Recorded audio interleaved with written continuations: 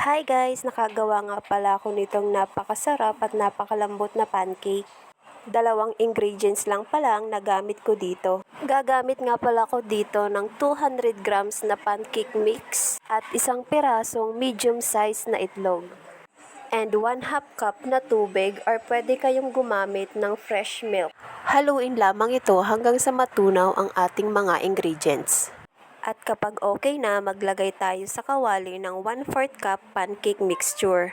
Kapag luto na ang ilalim, baliktarin naman ito upang hindi ito masunog. At ayan na nga, luto na nga yung unang salang ko. At maglagay na nga ulit tayo ng 1/4 cup pancake mixture. Nakailang try na nga pala akong gumawa nito dati, kaso hindi ko nga ma-perfect. Kaya ngayon, nag-try ulit akong gumawa at nakuha ko na nga yung tamang lambot at masarap na pagkakagawa ng pancake. At ayan na nga, ready to serve.